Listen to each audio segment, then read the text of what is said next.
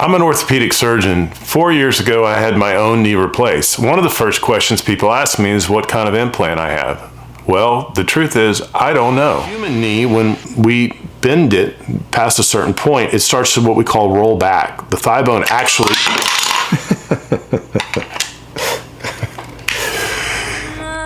In a world where machines don't sleep, don't doubt, and never hesitate, in the not-so-distant future, robots have taken over the world and the operating room.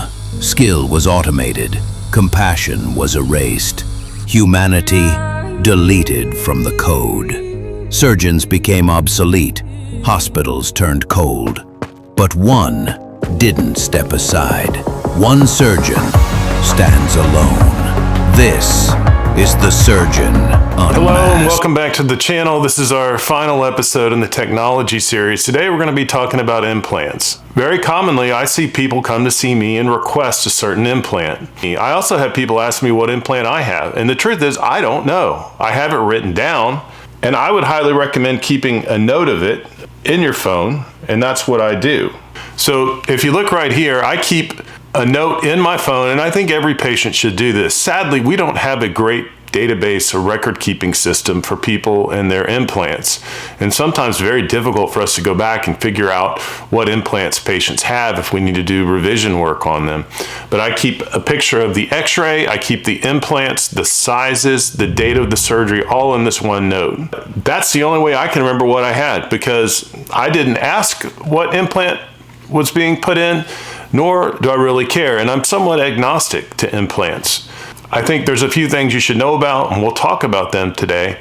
But if there was one superior implant, we'd all be using it all the time. Today I'm going to be focusing on knee and hip replacements, and I think the most important thing is that the implant lasts your lifetime. And contrary to what some other YouTube doctors out there would say, I think you really only want one surgery, one implant to last your lifetime. It's kind of like a spouse. One is probably the best way to go for a lifetime.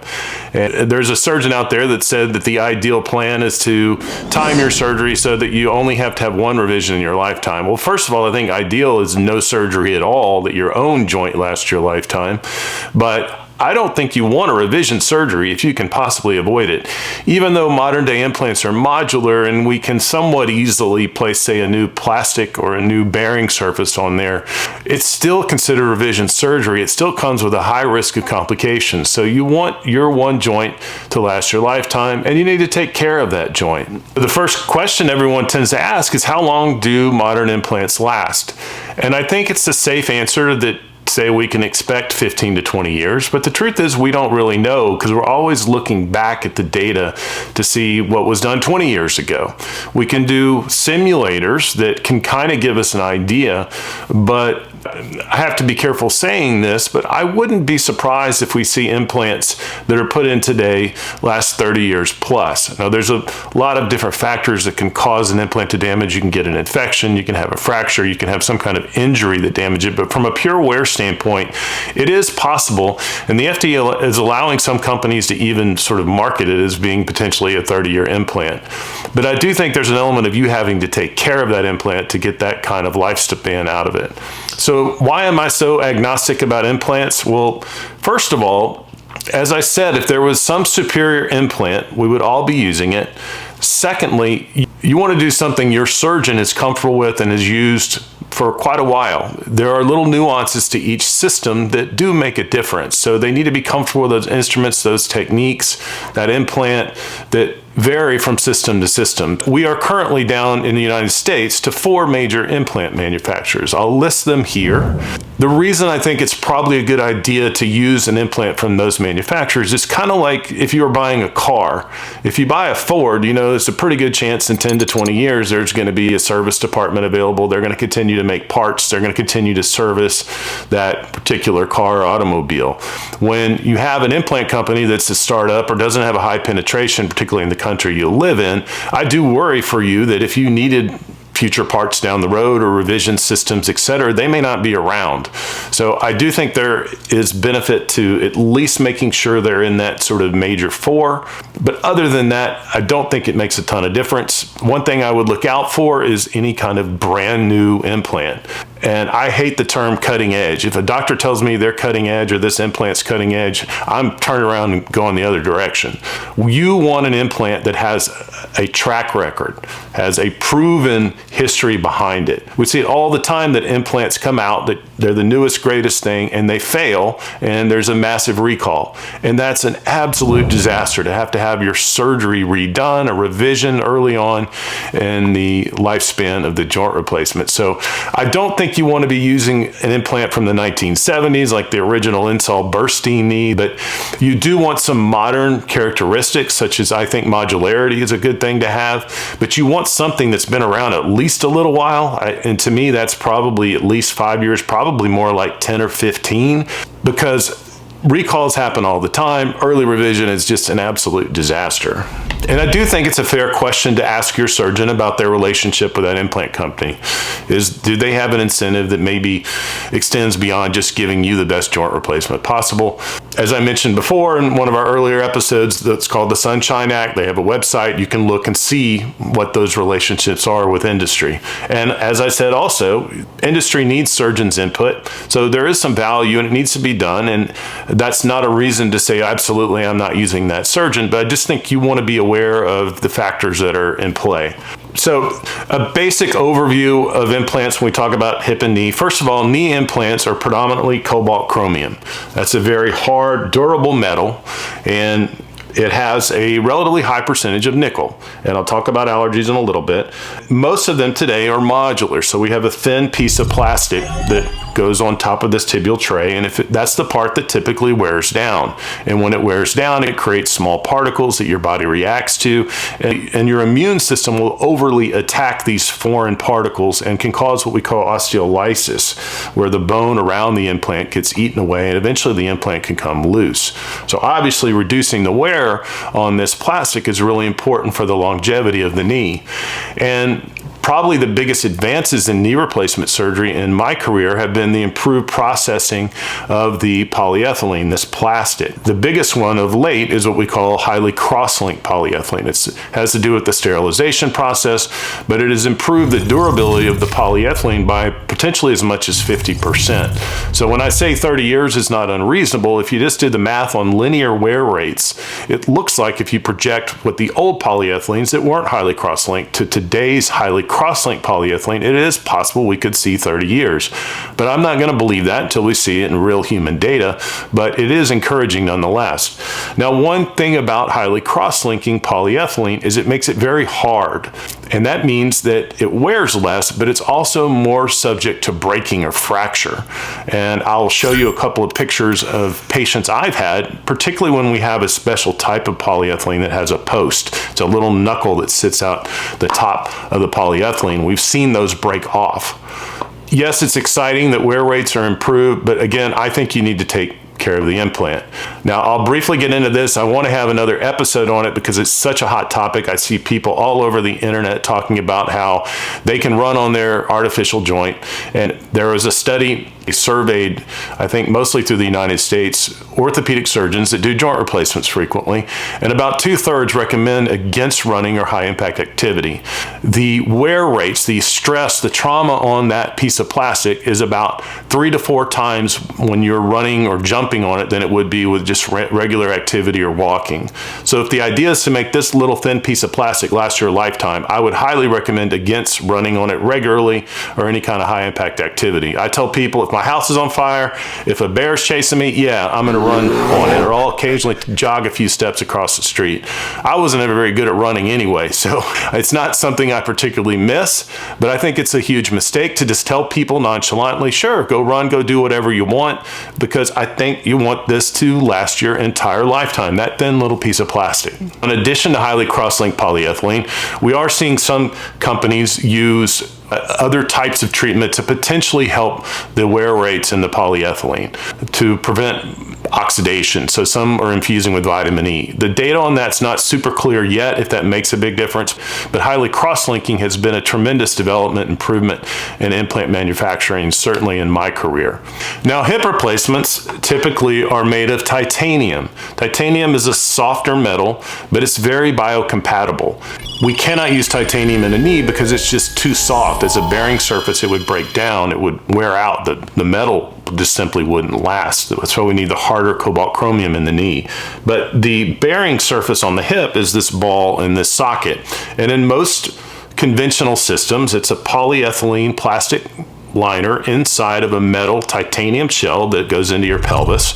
And then we have a titanium stem that generally has some kind of porous coating on it that are manufactured at a specific micrometer size that we know bone tends to kind of fit into and grow into well. And the reason titanium works really well as a hip replacement metal is because, as I said, it's very biocompatible, but it has what we call a modulus of elasticity, a flexibility to it that more closely matches human bone. And the reason that's important is you put something very, very rigid down the thigh bone, like some of the original ones were cobalt chromium, but a lot of people will have thigh pain because what happens is you get this transition period at the bottom of the stem where you have this tremendous amount of protection or splinting or shielding to absolutely none at all. And you can get fractures there, they can have pain there. It's called stem-related thigh pain.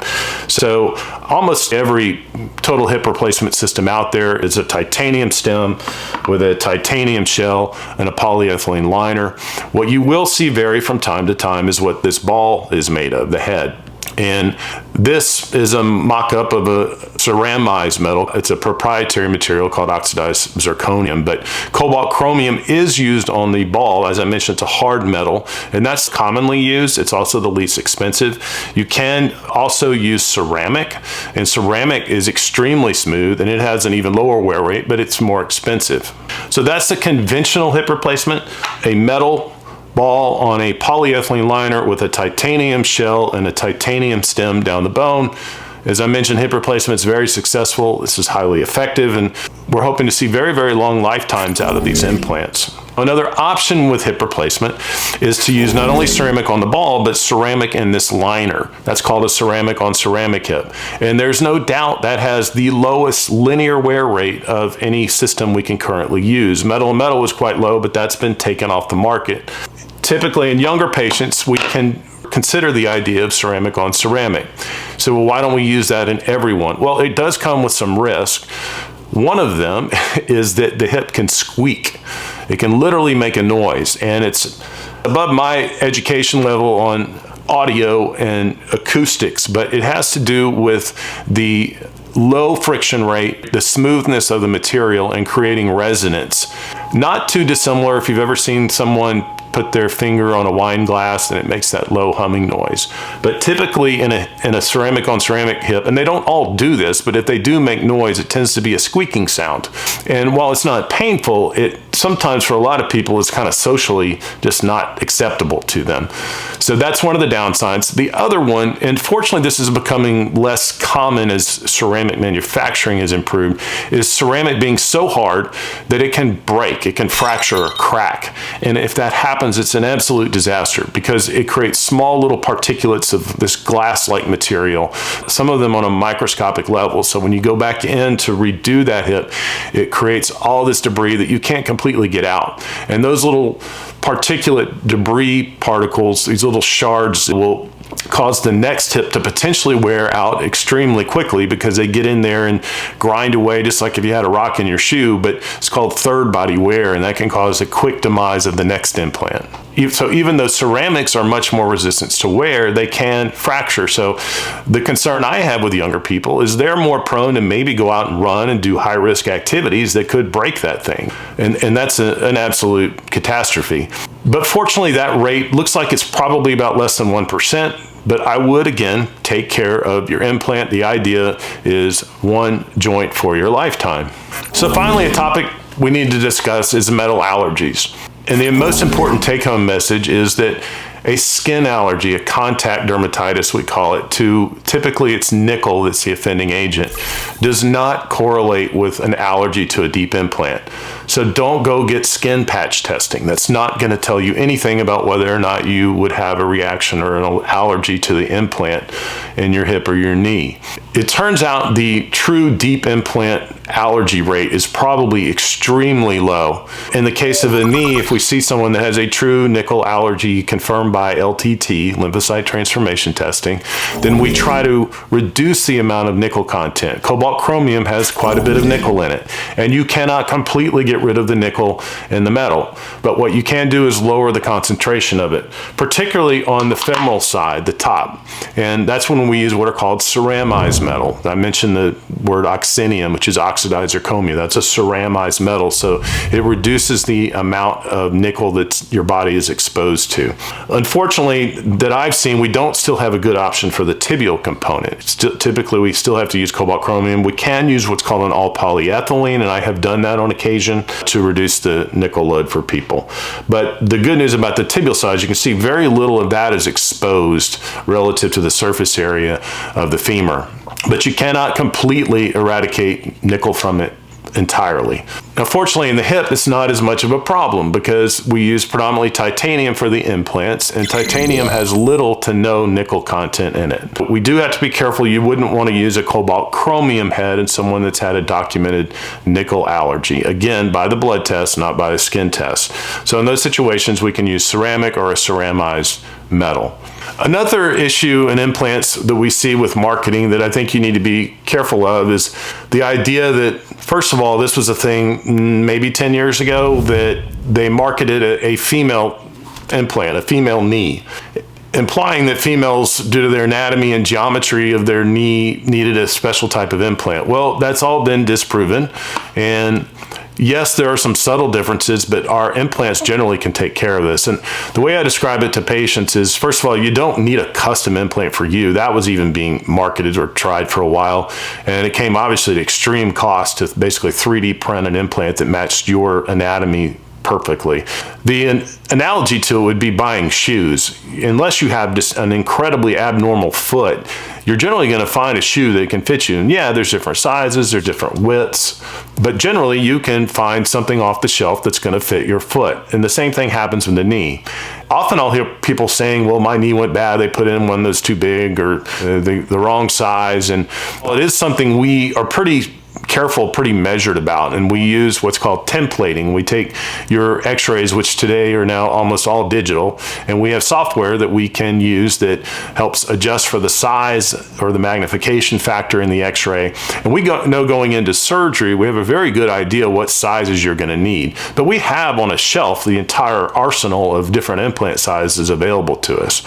The other part is most of us will use what we call trials. We put in practice implants before we put in the real thing. And some, myself included, will even take an x-ray with those practice implants just to kind of see, is this a good fit? Is it a good size?